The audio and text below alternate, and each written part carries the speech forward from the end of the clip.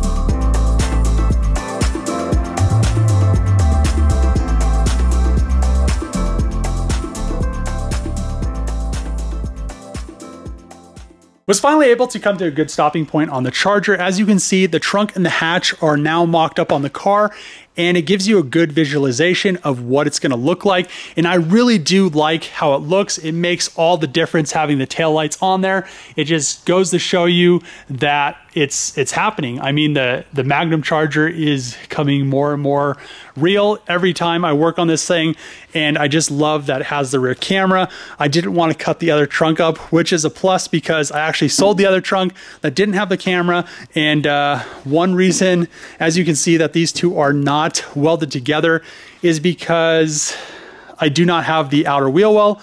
I do not have the quarter panel. So I'm still waiting on the one to come from Dodge to get to the dealership in New York. Then I could go pick up all the panels.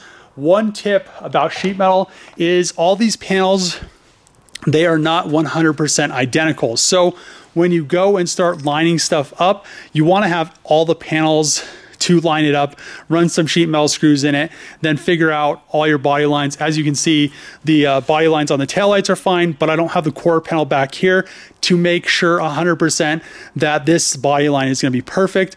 And if I did go ahead and weld these two together, and then I put the quarter panel on and the body lines were off, I would have to cut them back apart, which would just be twice as much work. And then I may end up having to, who knows, get a whole nother trunk again because I messed it up and I didn't have enough material to actually make them work. So as you can see, I left a lot of overhang on the Charger trunk. The reason I left all this overhang on the trunk was because I want a seamless transition. So the issue with just cutting this, welding it together, is all the heat. This is really thin metal. That's a long weld that you have to do. Even doing tacks, tack, a million tacks back and forth and actually making it one solid piece of metal, it's still gonna distort the metal, warp it. Then if it's warped, I have to do body work to it. Then if I have to do body work to it, I have to put a lot of filler on it. And I really like to minimize the amount of filler that is on my vehicles because it just makes it that much better of a car. So now that we kind of have an understanding of why I don't want to weld it, what I'm going to do is actually, I marked it right here. I'm going to take this outer skin from the Magnum hash shell.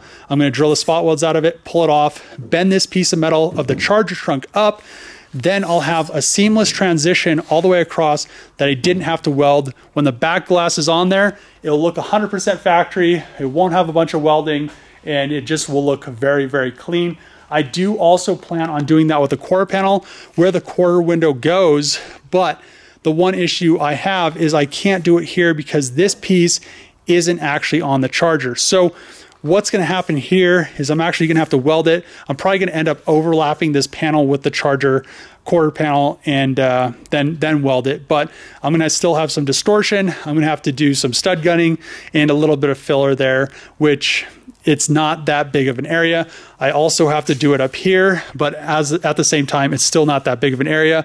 And this will minimize it. I'll have all this area with the quarter panel just spot welded to this factory location, which it's the best that you can really do with what I'm trying to do with this car. So with the doors, this is a factory Charger rear door. I pulled it off that parts car. You can see the door frame actually doesn't line up. And down here, you can see that the door frame is actually a lot shorter than the Magnum one, because on the Magnum, the door actually overlaps because there's that flare in it. So what I'm going to end up doing is I'm going to actually fill this in and make the door frame actually just go and flow with it. And then this will actually just come up. So this will just stay round and then the frame will actually come up and I think it'll look really nice, which that will be a lot better. But I'm not going to do it to this door because I have brand new wide body door shells coming. They are different than the normal doors. I'm not exactly sure what the differences are, if it's just holes in them or if to have the wide body wheel in there, wheel and tire, that the doors actually flare out on the inside. I'm not sure, but you guys will know once I get all the parts from Dodge. And it just makes me really happy to see it in this stage. Even though I can't go any further until I get those parts, I could still make some progress on this car, just nothing with the back sheet metal or the quarter sheet metal. So I did actually finalize the welding of the inner structure, as you guys saw. This thing is 100% solid in there. Everything is good to go. I put the plug welds on here. I actually grinded them down and then put some etching primer over them just to make it look as factory as possible. The plug welds looked fine, but you know, there usually is just spot welds, which those plug welds were pretty large. They pretty much just look like this, which to me, it really didn't look that bad, but I think just a nice coat of etching primer, and then once I paint the car, I'll have a nice little coat of dusting of paint on there. It will look just 100% factory, which is the look that I'm trying to achieve. Up here, a lot of people were talking about how doing this was kind of unsafe. If I ever rolled the car or anything like that, that it would be an issue, or blah, blah, blah, blah, blah, blah. On, you know, YouTube comments, the comment section is just mostly blah. So what I ended up doing, the proper repair, this actually makes for a very strong, safe repair. If the car ever gets rolled over, this has 2 plug welds in some thick steel, and it's also still going to have the original channeling welded on the outside. And then it'll still have the skin, which the skin actually doesn't do much with the with crash ratings or anything like that. It probably does a little bit, but it's not going to save your life. But that now that there's plug welds on here, I still need to do one more, and it's on both sides. There's going to be one more. I just didn't order enough metal. Then it's going to be just a triangle of just kind of rigidity. It just gives it a little bit more rigidity. You don't have to worry about it. I'll still have the outer skin. Shouldn't have to worry about that. Down here, I'm probably going to have to make a little bit of my own. I actually might make this whole outer piece with some new sheet metal, just because the 300C one really doesn't line up correctly. It lines up sort of okay. I just feel like I could just get some sheet metal, make my own, and then it'll be 100% to my liking. So that'll probably be next that I'm going to start doing, but I just need to figure out what I'm going to do with that. I also need to figure out what I'm going to do with the interior. I do plan on putting Hellcat interior in here. I do want to put a Challenger dash in here instead of a Charger dash. I just like the Challenger dashes much better than the Charger dashes.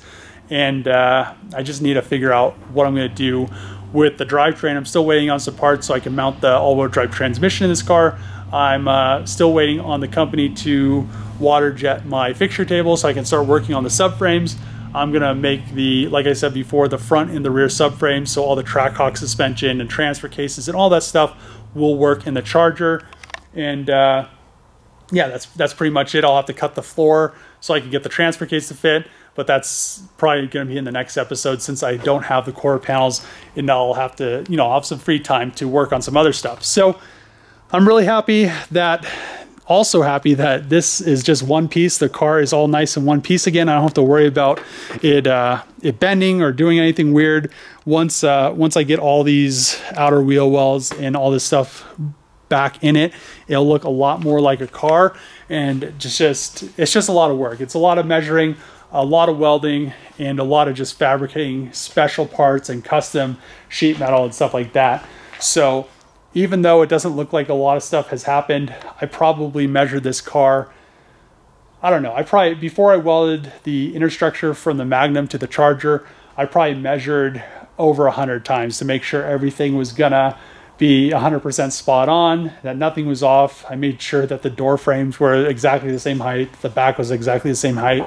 So hopefully once I get the quarter panels and on everything on here, then nothing's going to be out of line, which you can see that it's hard to tell with this piece on here, but without it, you can actually see that and this hatch is actually lined up a lot better than it was from the factory.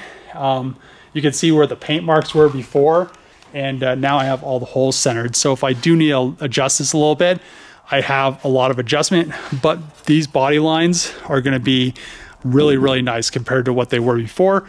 And hopefully all the body lines on the car are going to be really nice. And I just want everything to look good. So I'm going to end the video here. If you do like these videos, make sure to click the subscribe button. If you do have friends that are interested in projects like this or like Magnums or any of my other projects, make sure to share it with them. Give the video a thumbs up, throw a comment below. As always, see you guys next time.